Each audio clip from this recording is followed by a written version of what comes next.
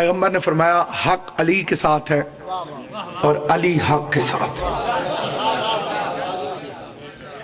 ہر لفظ کا ایک متضاد لفظ ہوتا ہے. مثلا گرمی سردی، مولا آپ کو سلامت رکھے، یہی حق کے مجلس ہے کہ جس طرح سے آپ میرا ساتھ دیں.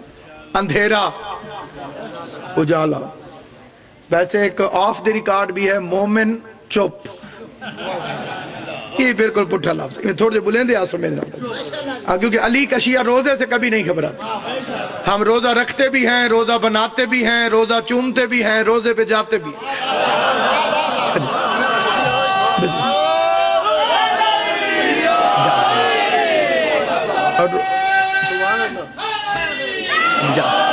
روزہ مومن کو چست کر دیتا ہے، سست نہیں کر سکتا. ہر لفظ کا ایک متضاد لفظ ہے.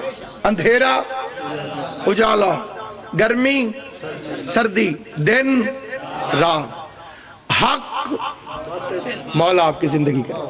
اتنا خوبصورت فیصلہ آپ نے فرما دیا کہ میں سمجھتا ہوں کہ تقریر اب میں جو بعد میں کروں گا وہ نہ بھی کروں تو آپ نے مکمل کر دی. حق باطل، حق علی کے ساتھ ہے، علی حق کے ساتھ ہے. تو جہاں علی ہو وہ حق ہوتا ہے، باطل نہیں ہو سکتا. وجہ ہے یا نہیں؟ اب کیونکہ دشمن مولویوں کے پاس سب سے بڑی گالی ہے کافر، اور جو اپنے بنے پھرتے ہیں ان کے پاس سب سے بڑا لفظ ہے باطل. علی کا نام فلاں جگہ لوگے تو باطل ہو جائے گا، علی کا نام فلاں چیز میں لوگے تو باطل ہو جائے گی، علی کا نام نماز میں لوگے تو نماز باطل ہو جائے گی. یہ مولوی کا فتویٰ ہے. مولوی جتنا مرضی بڑا ہو سید الانبیاء سے بڑا نہیں ہو سکتا. سید الانبیاء فرماتے ہیں حق علی کے ساتھ ہے، علی حق کے ساتھ ہے. اب علی نماز میں ہوگا تو نماز حق ہے، علی روزے میں ہوگا تو روزہ حق ہے، علی حج میں ہوگا تو حج حق ہے. الحق مع علی، حق علی کے ساتھ، علی حق کے ساتھ.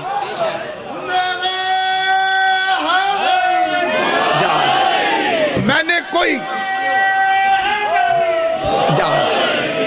نے کوئی مشکل اور الجھن منطق و فلسفے کی بات نہیں کی. 2 اور 2 4، حق علی کے ساتھ ہے، علی حق کے ساتھ. اور یہ وہ روایت ہے جس سے اپنے پرائے انکار نہیں کر سکتے. یہ فکرے ہیں جناب ڈاکٹر طاہر القادری صاحب، وہ فرماتے ہیں جو جو علی سے لڑے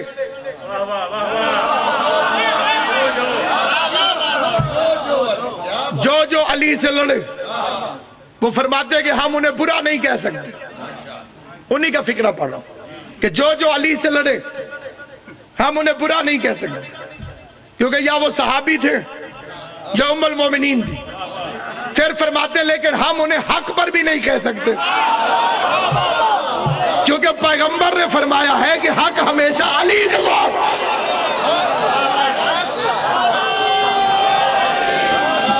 حیدری، حق ہمیشہ علی کے ساتھ.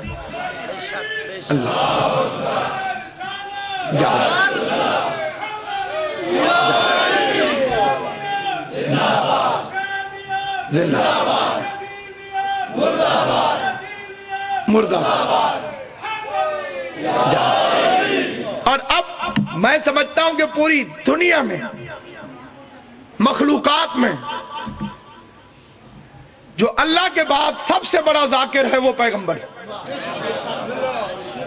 پہلا ذاکر اللہ ہے، اور جو دوسرا سب سے بڑا ذاکر ہے وہ میرا نبی ہے. اور مخلوق میں پیغمبر سے زیادہ علی کے اچھے فضائل کوئی پڑھ ہی نہیں سکتا. ہم جتنا مولا علی سے عشق کریں تو ہم اسی فکرے پہ رک جائیں گے کہ حق علی کے ساتھ ہے، علی حق کے ساتھ. لیکن نبی فرماتے ہیں اللہم ادرا الحق حیثما دار علی، خدایا حق کو ادھر موڑ دے جدھر علی جائے. امام زمان آپ کو سلامت رہے. میں چھوٹے بچوں سے کہتا ہوں یہ فکرہ توجہ سے سنیں اور اپنی گھٹی میں شامل کریں. خدایا حق کو ادھر موڑ جدھر علی جائے.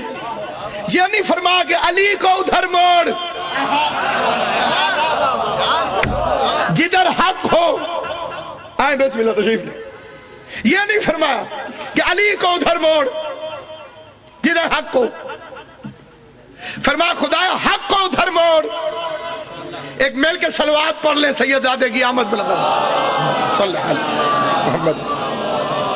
قبلہ نسیم عباس صاحب سرکار کل ایمان جب زبان کا نعرہ حیدری حق کو ادھر موڑ جدھر علی جو ہے.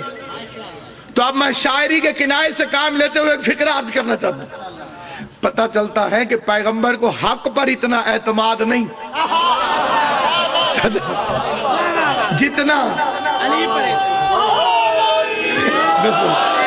جتنا میرے مولا علی پر اعتماد ہے. خدایا حق کو ادھر موڑ دے جدھر علی جو ہے. دو یعنی بڑا عجیب فکر ہے. حق کو ادھر موڑ جدھر علی جو ہے. قبلہ کعبہ تشریف فرمائے ان کی سرپرستی میں ایک اور فکرہ کرتا ہے. جب خیبر میں حیدر کرار کو پیغمبر نے بھیجا لڑنے کے لیے تو وہاں بھی میرے مولا نے ایک عجیب فکرہ فرمایا. پیغمبر فرمایا علی جاؤ میری دعا تمہارے پیچھے پیچھے. فکرہ کہا جاتا ہے میری دعا تمہارے ساتھ ساتھ ہے. پیغمبر فرماتے پیچھے پیچھے. اگر فرماتے ساتھ ساتھ ہے تو آج دنیا کہتی کیسے نہ علی جیتتا.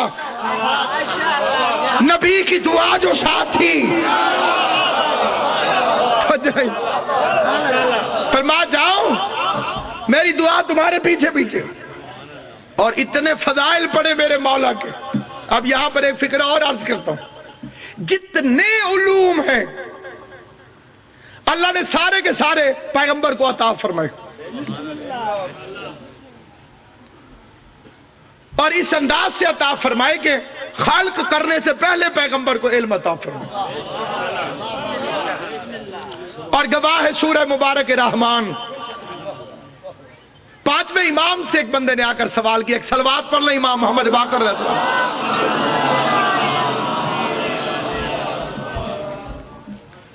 مولا اللہ نے فرمایا کہ تم جب ماؤں کے پیٹ سے پیدا ہوئے تو جاہل تھے. ہاں جو پیٹ سے نکلتے ہیں وہ جاہل ہوتے ہیں. غور ہے یا نہیں؟ امام زمان آپ سے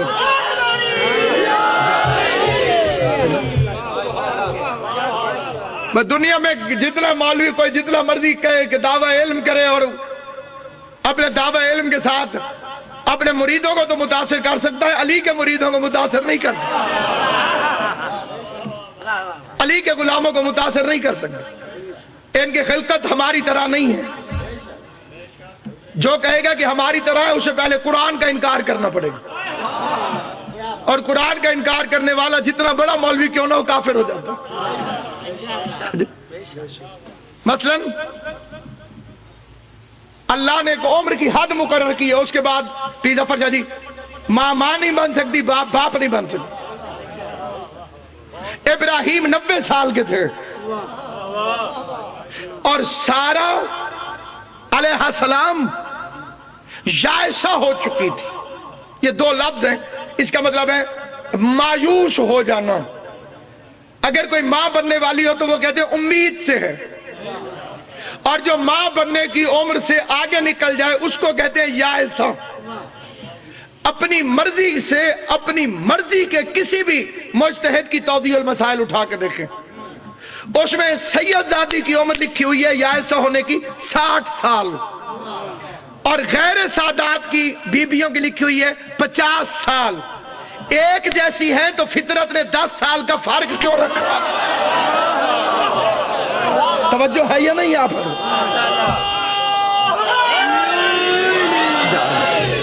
توجہ ہے یا نہیں؟ اب اس پر اگر کوئی بحث کرے جی 50 سال ضروری تو نہیں, سال 2 سال اوپر نیچے بھی تو ہو سکتا, تو یہ ایک عمومی حد بتائی گئی. جیسے روزہ مرد پر واجب ہوتا ہے, لڑکے پر واجب ہوتا ہے جب وہ 15 سال کا ہو جائے. لیکن 2 علامتیں اور بھی ہیں, اگر وہ 15 سال سے پہلے ظاہر ہو جائے تو روزہ واجب ہو جائے.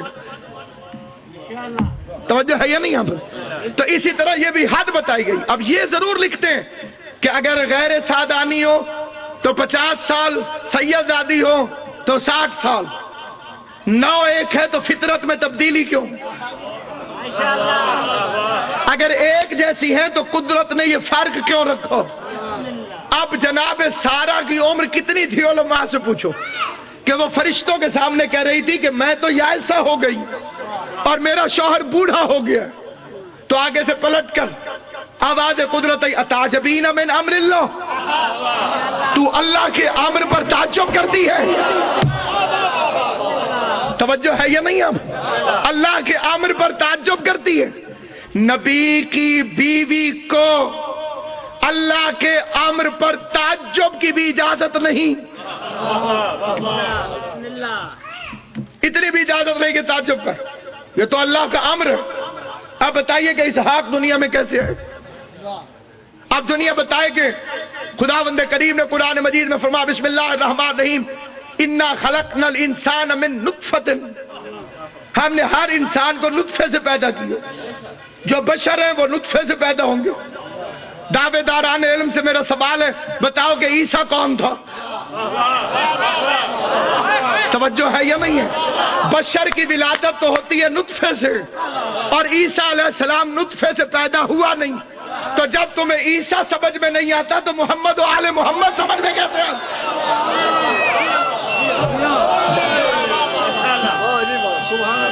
بسم اللہ۔ پھر میرے ہاں آپ کے بچے جو پیدا ہوتے ہیں، ہمارے ہاں آپ کے ہاں بچے جو پیدا ہوں گے 7 مہینے یا 9 مہینے، بتائیے حضرت عیسیٰ علیہ السلام ماں کے شکم میں کتنا عرصہ رہے؟ یا نہیں؟ 9 ساعتیں، 9 ساعتوں میں عیسیٰ علیہ السلام دنیا میں آ گئے۔ تو اللہ نے یہ قرآن مجید میں واقعات کیوں لکھے؟ تاکہ دنیا کو سمجھائیں کہ جب تمہیں ریت سمجھ میں نہیں آتی تو آقا سمجھ میں کیسے آئی؟ جب تمہیں یہ سمجھ میں نہیں آتے تو وہ کیسے سمجھ میں آئی؟ کوئی بھی انسان اگر حضرت عیسیٰ علیہ السلام کے خالق ہونے کا انکار کر دے تو وہ ازروِ قرآن کافر ہو جائے گا، کیونکہ وہ مٹی سے پرندہ بناتا تھا، پرندہ بنا کے پھونک مارتا تھا، پھر وہ اڑنے لگ جاتا تھا، تو عیسیٰ فرماتے تھے اس کا خالق میں ہوں۔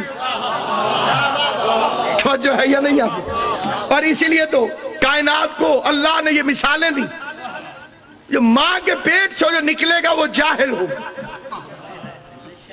من بطون امہاتکم لا تعلمون شیئا، تم شے کا علم بھی نہیں جانتے تھے جب تم اس دنیا میں آئے۔ ابو کا بھی پتہ نہیں تھا، وہ تو سن کے پتہ چلا کہ یہ ابو ہے۔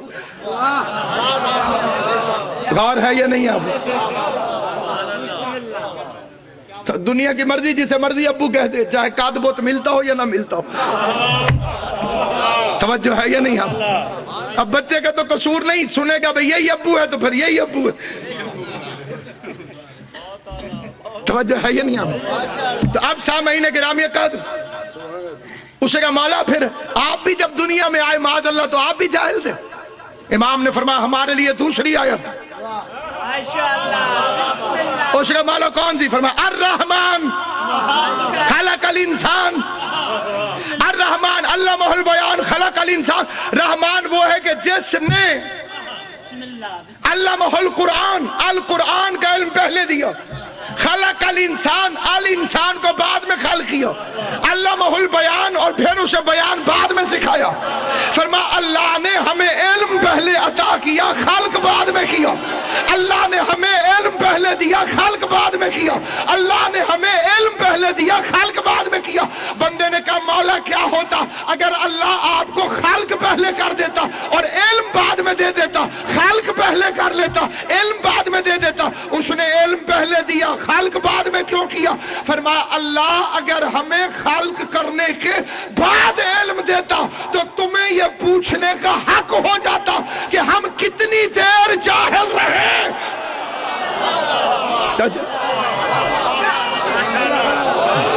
تمہیں یہ پوچھنے کا حق ہو، تمہیں یہ پوچھنے کا حق تھا کہ ہم کتنی دیر جاہل رہے۔ اسی لیے نہج البلاغہ میں مولا علی کا فرمان ہے مقر بالنبی، میں ابھی دنیا میں نہیں آیا تھا اور محمد مصطفیٰ کا احترام کرتا تھا۔ کیونکہ امام پہلو میں ہوتا ہے بطن میں نہیں، اسی لیے تو گفتگو کرتا ہے۔ پیغمبر آتے تھے، بیوی فاطمہ بنت اسد اٹھ کے کھڑی ہو جاتی، برادری کو اعتراض ہو گیا، انہوں نے کہا یتیم کے لیے چچی ہو کے کیوں اٹھتی ہے، تو سردار کی بیوی ہے۔ فرمایا میں نہیں اٹھتی، مصطفیٰ علی کی آواز آتی ہے، اماں اٹھو نبیوں کا نبی آ رہا ہو۔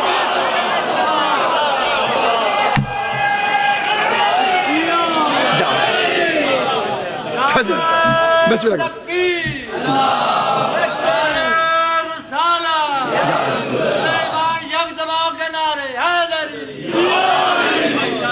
تمہارا علم ہے جو اور پھر یہ پانچویں امام کی حدیث ساری زندگی یاد رکھنا۔ امام فرماتے ہیں دنیا کا علم باہر سے اندر آتا ہے، اور امام فرماتے ہیں ہمارا علم اندر سے باہر آتا ہے۔ دنیا یا دیکھ کے سیکھتی ہے، یا سن کے سیکھتی ہے، یا پڑھ کے سیکھتی ہے۔ آل محمد نے کسی کے پاس پڑھے، نہ کسی کے پاس سیکھنے گئے، نہ پڑھ کے علم حاصل کیا، نہ سیکھ کے فن حاصل کیا، کیونکہ خدا نے علم عطا فرمایا۔ تو اس لیے سامعین گرامی قدر، یہ وہ ہستیاں ہیں کائنات آدم و عالم کے اندر کہ جن کی عزت، عظمت، بلندی، بالیدگی پر ایمان رکھ لے انسان تو پھر اپنی آنکھوں سے معجزے دیکھتا ہے، پھر دنیا حیران ہو جاتی ہے۔ لیکن یہ ہوتا تب ہے جب بندے کا عقیدہ مضبوط ہو جائے، اور شیطان کا طریقہ یہی ہے کہ وہ حملہ عقیدے پہ کرتا ہے۔ مثلا علم کے کپڑے کو چومنے سے کیا ملتا ہے؟ اب بندہ پریشان ہو گیا، جناب ہے تو کپڑا واقعی کپڑا، اسے یہ نہیں پتا کہ نسبت کیا چیز ہے۔ دیکھیے میں یہ ایک کپڑا ہے میرا، مجلس میں گلے میں پہنتا ہوں، اس کے میں گلے کے اندر رکھتا ہوں، اس کے ساتھ کا میں نے اور بھی لیا تھا، وہ بھی اتنا تھا، اسی کھڈی کا بنا ہوا تھا، رنگ بھی یہی ہے، قیمت بھی یہی تھی، لیکن وہ میں نے برتن صاف کرنے کے لیے دے دیا۔ توجہ ہے یا نہیں؟ ہے وہ بھی کپڑا ہے، یہ بھی کپڑا۔ 1 کلو مٹھائی لی میں نے سرگودا سے، حلوائی ایک، مٹھائی ایک، گھی برابر، چینی برابر، آدھے کو علیحدہ کر کے کہا خمس ہے، آدھے کو علیحدہ کر کے کہا صدقہ ہے۔ نسبت بدلے گی، حلال اور حرام کا فرق ہو جائے گا، نسبت تبدیل ہوتی ہے، عزتیں تبدیل ہو جاتی ہیں۔ جاہل کے لیے صرف کپڑا ہے، لیکن جو علم کے ساتھ کپڑا لگ جائے وہ مومن کے لیے اتنی بڑی زندگی ہے، اتنا بڑا ایمان ہے، اتنا بڑا عقیدہ ہے، اتنا بڑا تیقن ہے۔ دنیا کہتی ہے جی علم کو آنکھوں سے مس کرو گے تو کیا فائدہ ہوگا، علم کو چومو گے تو کیا فائدہ ہوگا۔ عقیدہ درست ہونا چاہیے، نیت پاک ہونی چاہیے۔ اگر یوسف کی قمیض سے یعقوب کی آنکھوں کا نور واپس آ سکتا ہے،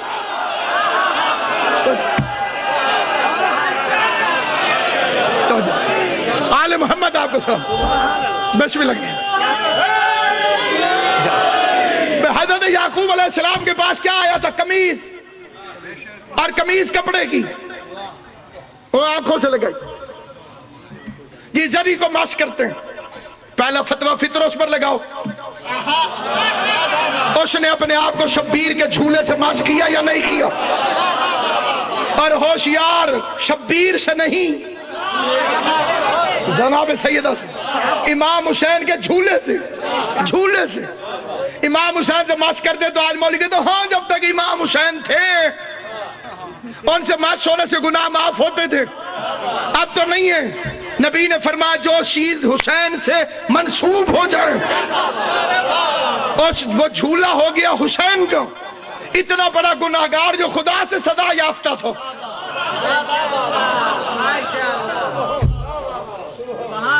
بے بجلی گرے انسان تو نہیں بچتا، موسیٰ کیوں بچ گئے؟ ساتھی مر گئے، پہاڑ سرما بن گیا، یہ بے ہوش ہو گئے۔ میڈیکل سائنس کہتی ہے کہ اگر بجلی کا جھٹکا لگے اور ہاتھ خشک لکڑی پر آ جائے تو بچت ہو جاتی۔ یہ ہے موسیٰ کے بچنے کی وجہ۔ اس کے ہاتھ میں ایک لکڑی کا ٹکڑا تھا،